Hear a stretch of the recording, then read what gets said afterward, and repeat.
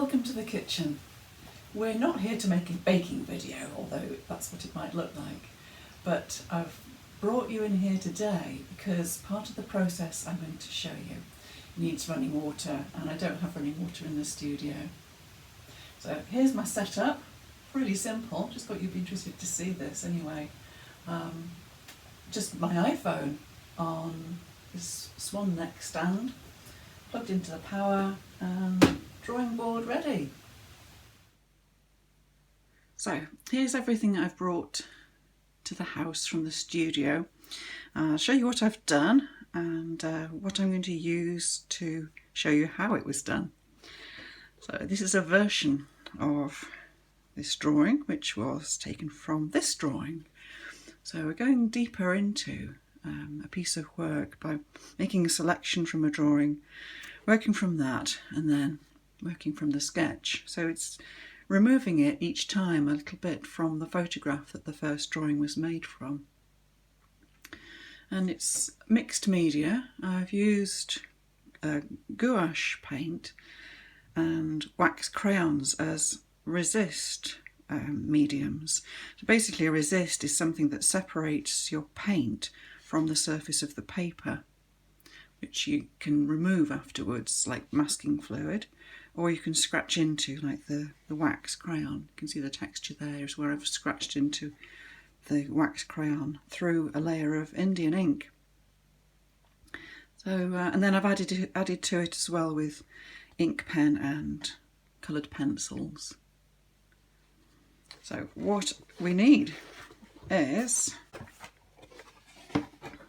the paper I'm using is a really sturdy watercolour paper. That's quite a thick weight of watercolour paper. It's almost like card. You can see the thickness there. You can hear how tough it is. Now you can use a heavy weight of watercolour paper or any strong paper that you've got, really.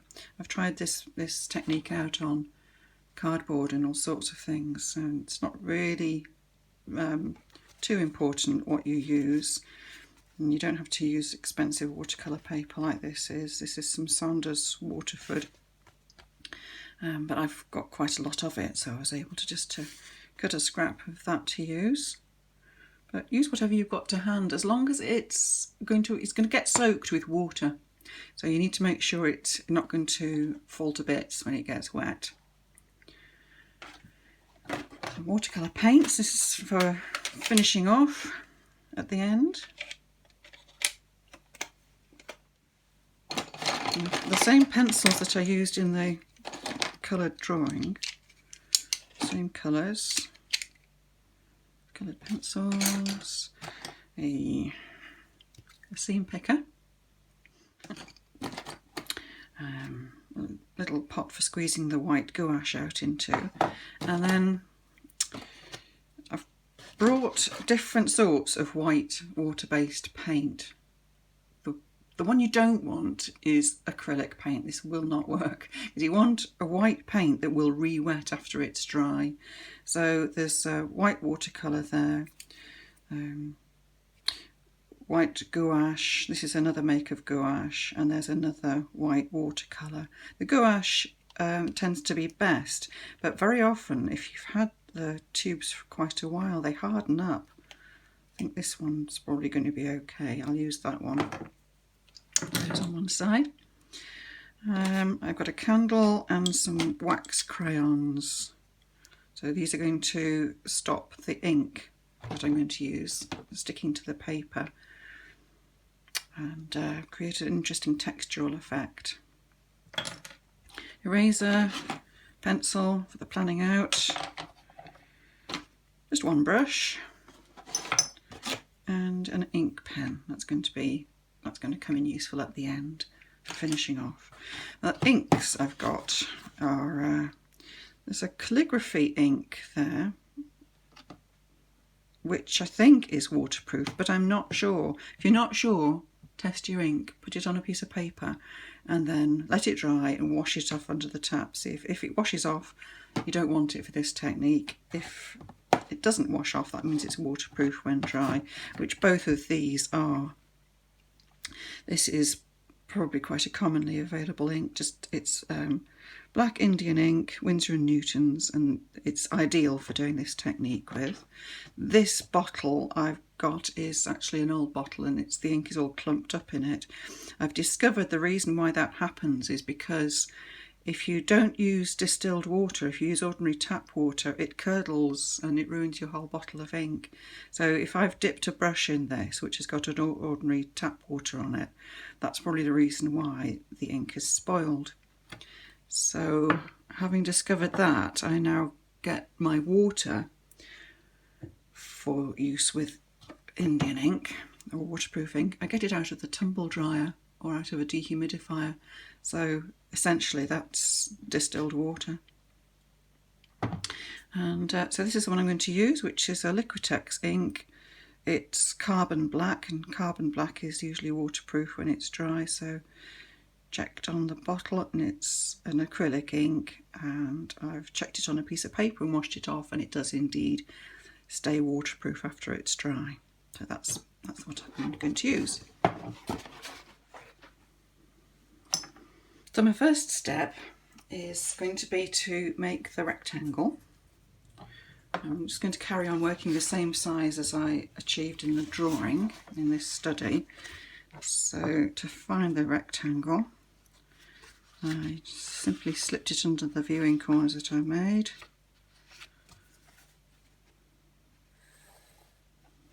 And draw the rectangle. Okay, there we are. Got it reasonably in the middle. Near enough. And just a little bit of linear planning out. So the tree again, I'm sort of starting to learn this composition, having done it a few times, and it probably changes a little bit each time, but that's not a bad thing. It's quite interesting. I'm just marking in the key divisions in the composition.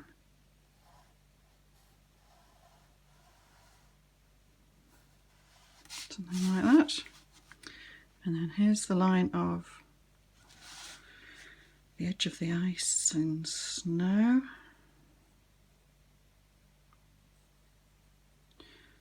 On the version I did the other day, for some reason the white paint I used as the resist, I think it was this one, it stained the paper brown, which is not really what I wanted, but I suppose when ice starts to melt in a muddy area it does go quite brown. But I'm looking at this tube and I can see that there's kind of brownness around the edge of it, so maybe that's old paint and it's not particularly reliable. So I'll try the proper gouache paint this time. Now what I'm going to do is put the gouache in all the areas that I want to be pale or white. So in all these areas on the tree where the bark has a pattern, and in this area where the snow is, and there's a few little blobs here of snow. Not happy with that shape. Bring it around this way a little bit, that's better.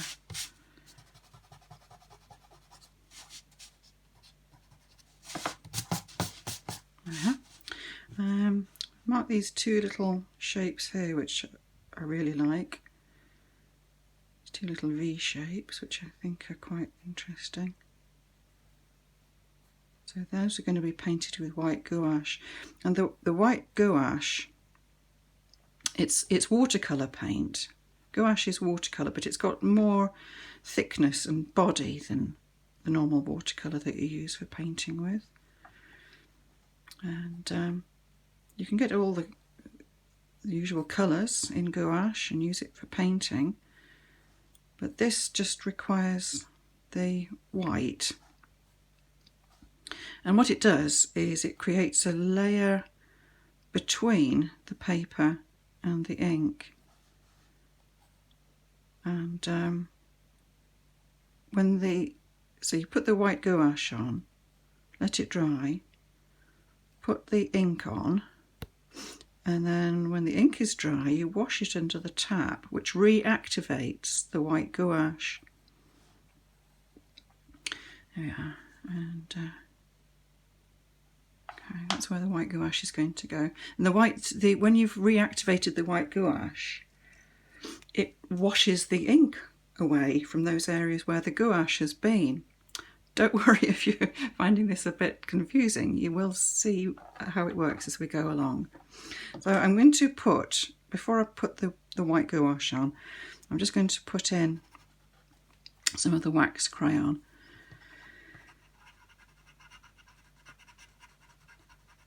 So I've got just a light sandy brown, which I put in these areas where the grass is muddy. And then I've got a green as well, which goes where there is some green grass showing. I think it's mostly around here that it's muddy. Maybe a little bit at the side of the tree as well I'll put there. And this time I think I will put a bit of mud on this side too. I think working from a piece of work rather than from a photograph can free you up a little bit to be less rigidly following the photograph, which is quite a good thing. Can be a little bit more creative.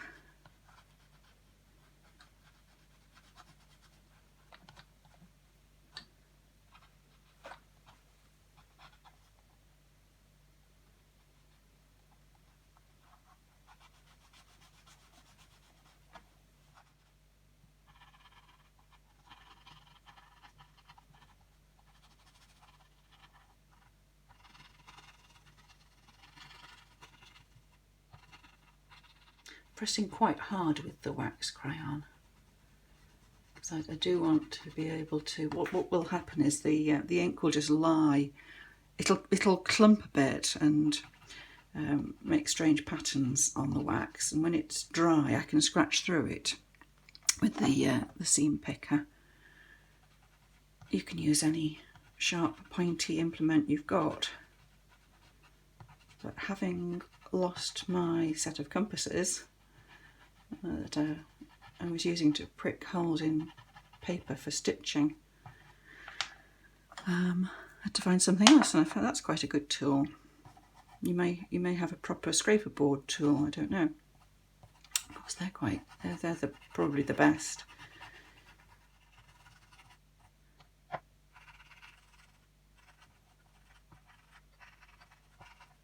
So there's a bristly brush here I've got as well, which is quite useful for just brushing off those crumbs of wax.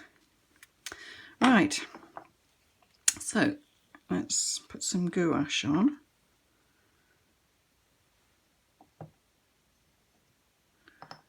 Squeeze it there. That bit looked a little bit dirty, so I squeezed it out of the way. So I'm using this distilled water for mixing the gouache with as well. It doesn't really matter with gouache, but it certainly does matter with the Indian ink. So this needs to be quite, I mean, it's hard to get on the brush if you take it straight from the tube, but it needs to be mixed with a little bit of water, but not too much. Otherwise you don't get a good enough layer between the paper and the ink.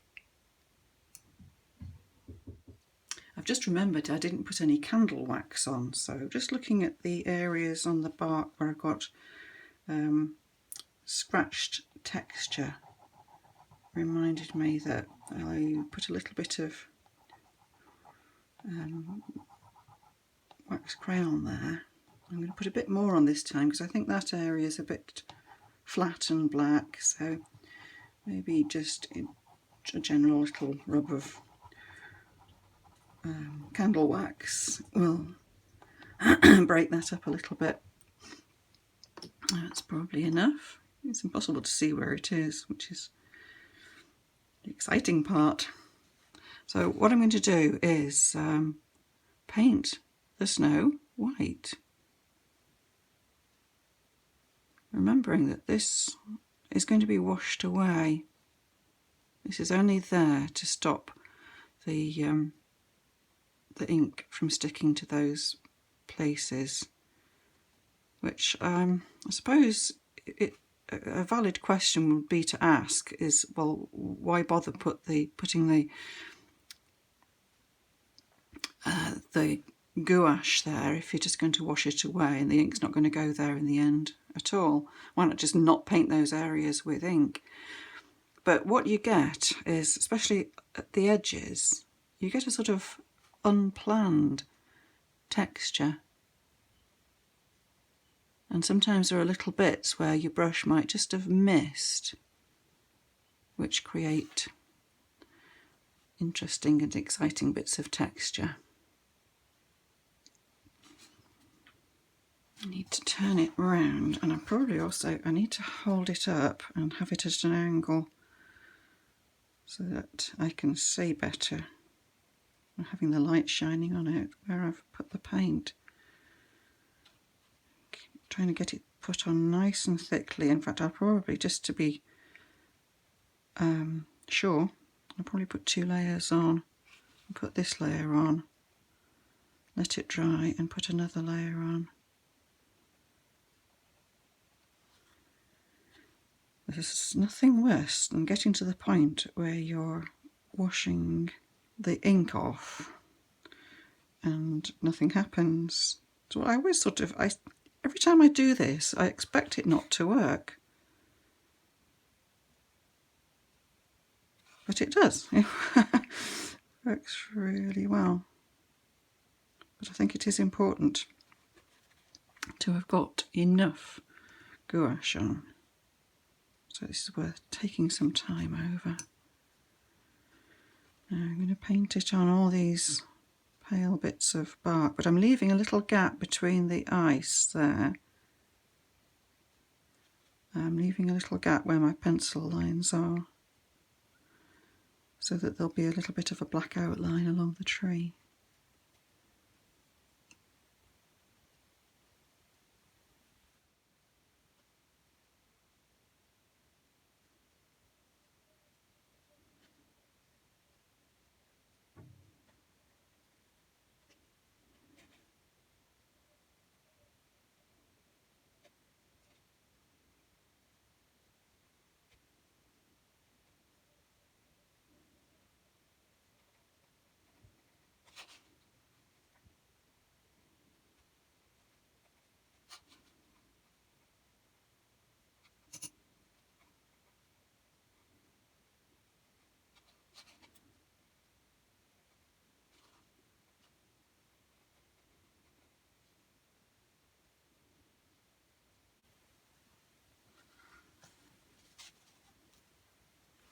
So that's going to dry thoroughly. Then I'll add some more gouache just to make sure I've got a thick enough layer.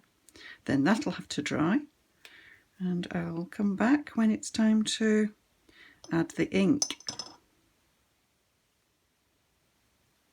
Here's a little bonus technique for making some nice clear droplets of paint fall more or less in the place where you want them to fall.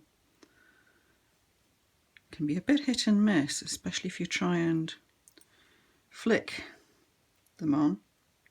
That does work, but it's what I prefer to do. Now the paint's quite well mixed with water so that it will drop off the brush.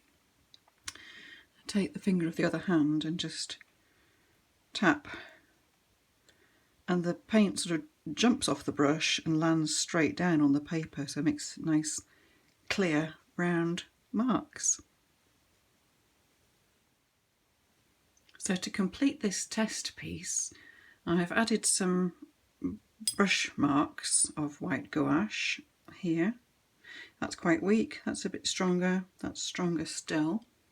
And I've put on some candle wax and some wax crayons in those areas. I'm going to use the Liquitex Carbon Black acrylic ink. waterproof ink. You may be using Indian ink. And I've put it a little bit out into a pot because it's easier to dip into without danger of spilling it. And I've washed the brush in distilled water because I don't want to curdle my ink. So what I want to do is to paint all over the paper, but without going back over anywhere that I've just been, because you can see the gouache is starting to re-wet as soon as I put the ink over it. So I don't want to start mixing it into the ink. So I'm just putting it, I'm sort of rolling the brush here and there. You can see how it's resisting the wax very nicely. You can begin to see, well, I can see, I don't know if you can with on the video. You can see the gouache starting to sort of come up through the ink.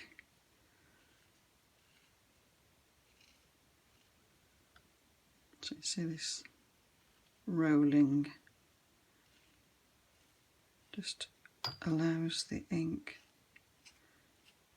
application straight onto the paper without any brushing to and fro. This is what I don't want to do, because that's just mixed the gouache there into the ink and I will have completely ruined the effect.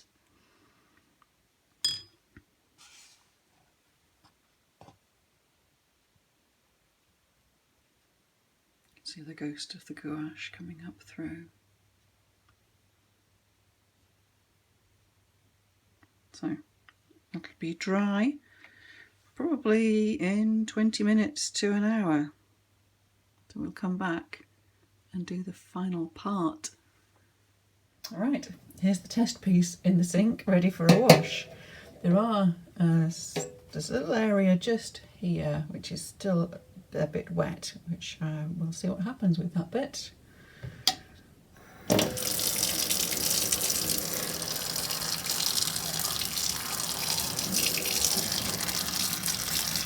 Yeah, that wet bit just washed straight off, but you can see the areas where the ink is nice and dry. The ink is staying black, but the gouache paint is reactivating. I'm taking the gouache that was lying on top away from there. And those little white droplets have made some beautiful marks, like little stars in the sky.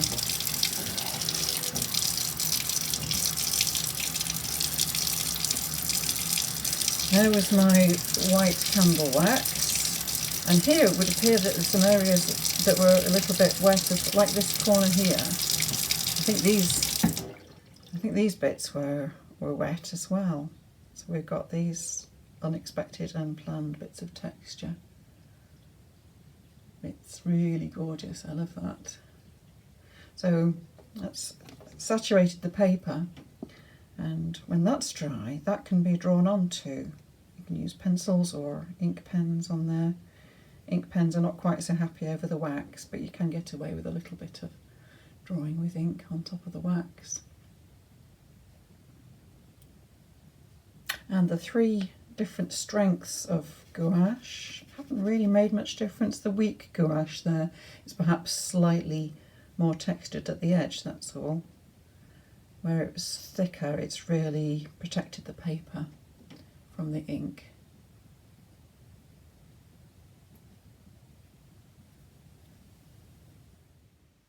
Right, the gouache is dry, so I'm going to put the ink on and cover up everything I've done. Be really careful not to disturb that gouache. So I can only go over each bit with one pass. If I miss a bit, I shall have to go back and just dot it in carefully.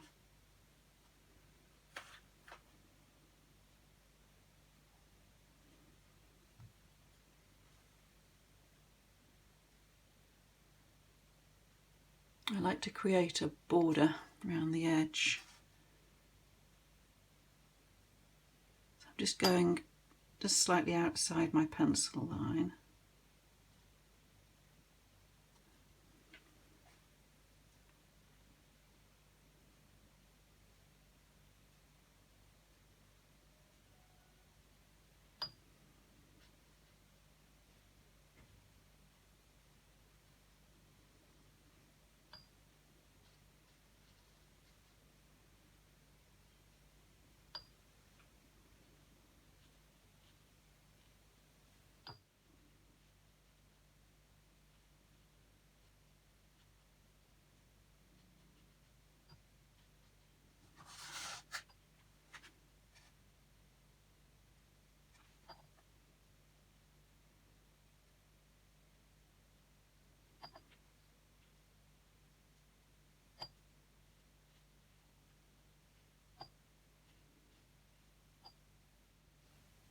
See where the candle wax is there on the trunk,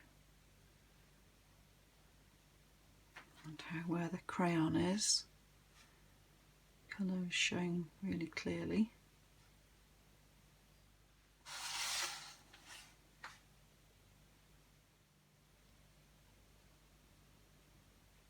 Yeah.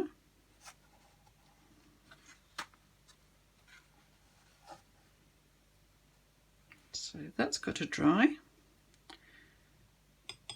and I'll go and have a cup of tea. That's properly dry now. It took about 20 minutes, but we're in the house and it's nice and warm, so this can vary, of course. And ready for a wash.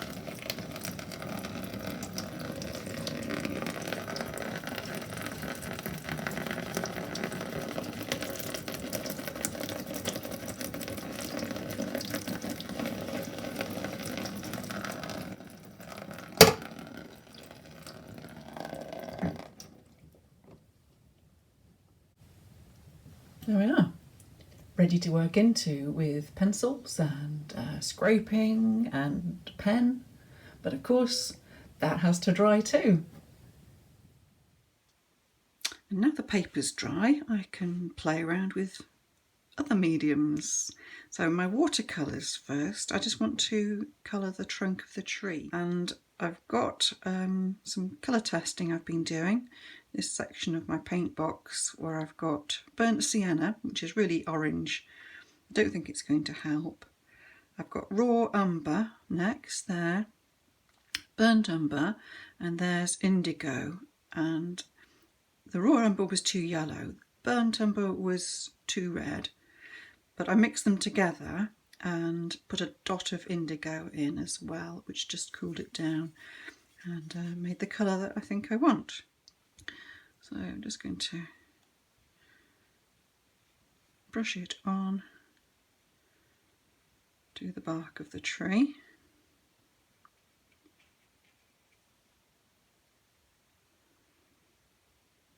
Let's vary it a little bit, maybe making it a bit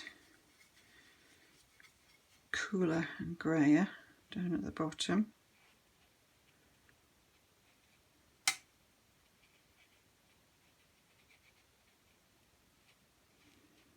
I've just lost a patch of snow I actually wanted there. Oops.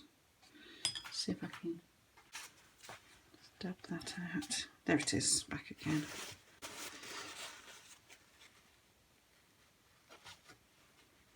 Just dab a little bit off there, just so that I get a patchy effect on the bark. It's not all the same colour all over. And so while that's drying, I'll see if I can scratch into this grass a little bit.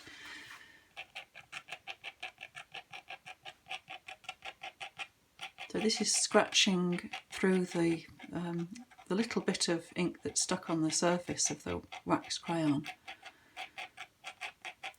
Just making little textural marks. I can hold it closer to the camera so you can see.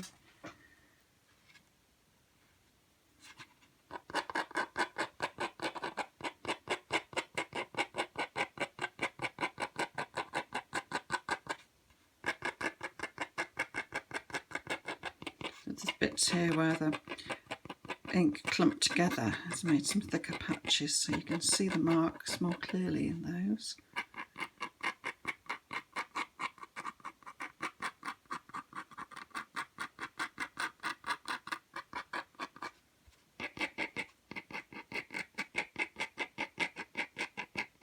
In fact, it scratches right through to the white paper.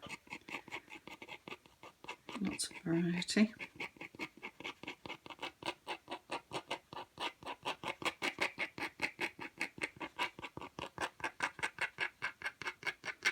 Scruffy, muddy grass.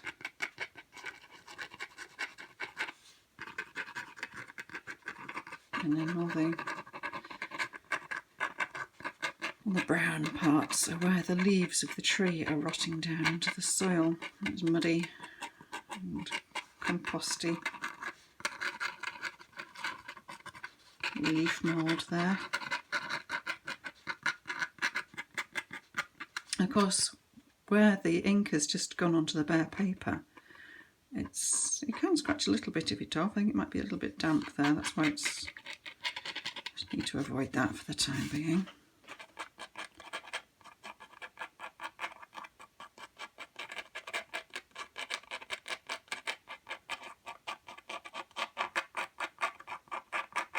But where the ink is on the bare surface of the paper, you shouldn't be able to scratch it off or wash it off. It's there to stay. I've lost the shadowy part of the tree there. Let's see if I can get that back with some coloured pencil. Shadowy part, shadow of the tree I should say, the shadow of the tree on the ground. Oh, that's working quite well.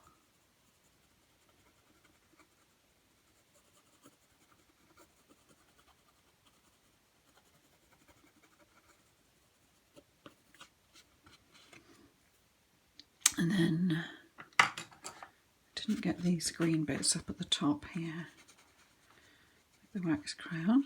I can put them in with the pencil.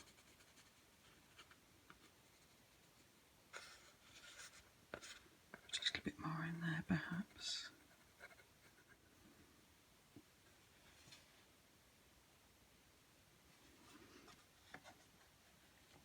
I need to wait till the trunk is dry before I can put the twigs in. Well, the texture of the trunk needs to go in next with some pencil lines, using the brown pencil, some scraping, and then the twigs get put on at the end with a pencil and with the ink pen. And on here you might be able to see I've also done a little bit of flicking to create some little spots like drops of snow or icy water. That looks quite nice. Now the trunk's dry, let's do a bit of scratching and drawing into the bark to get those the lines you get in the bark of the silver birch tree.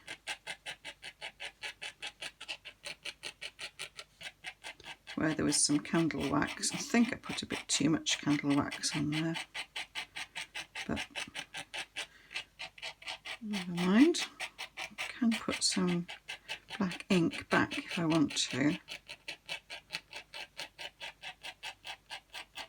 Hopefully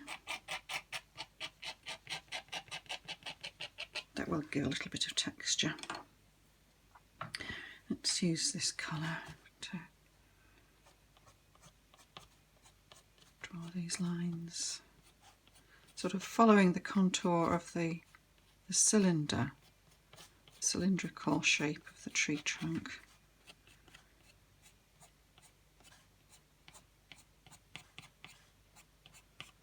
Let's use a different brown as well.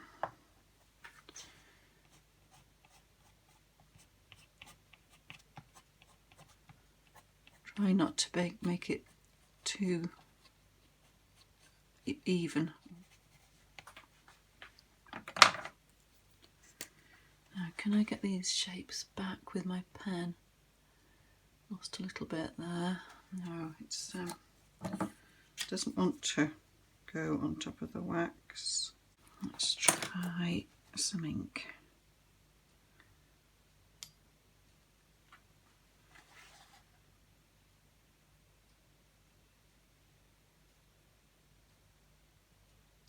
There we are, let's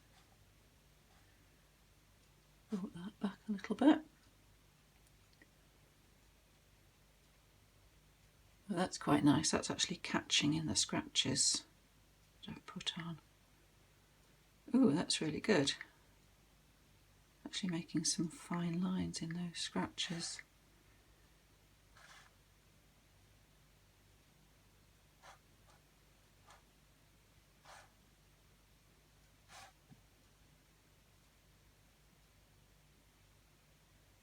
So the ink is sticking in the bits where I've scratched through to the paper.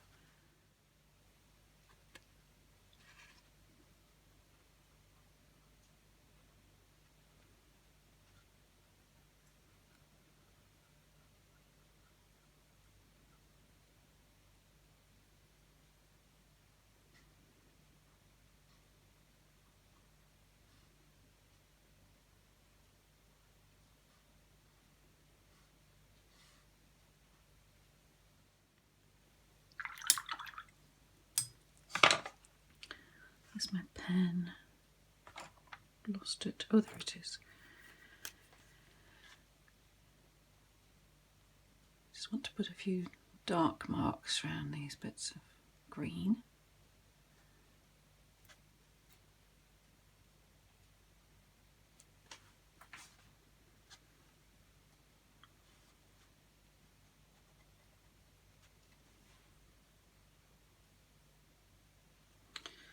That area there doesn't look quite right. Maybe that needs... Does that need to be more green? I think so, yeah.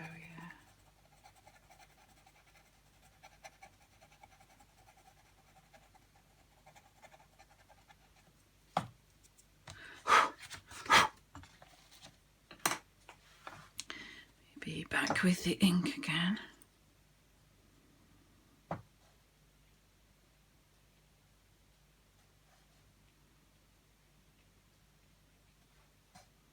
Yes, I like that better. Let's do something with this bit of snow.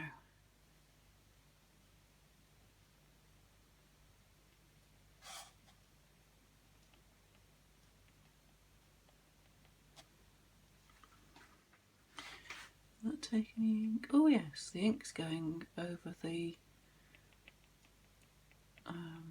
pencil mark there. Huh, lovely.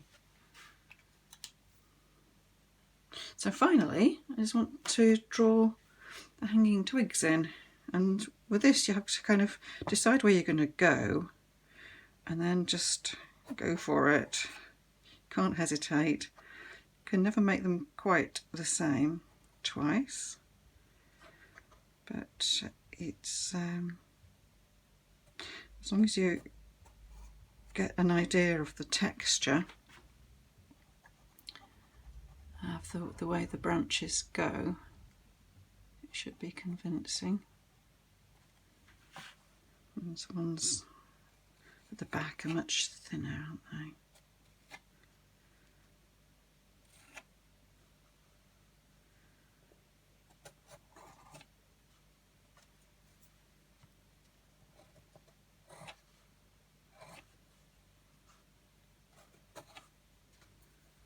Can't really see them coming in front of the tree as much as I would like.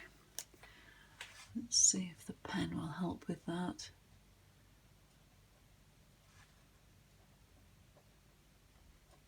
I think it's quite happy to go over the pencil, but whether it blocks up when I start going over the wax, I don't know. It is tending to block up. There we go.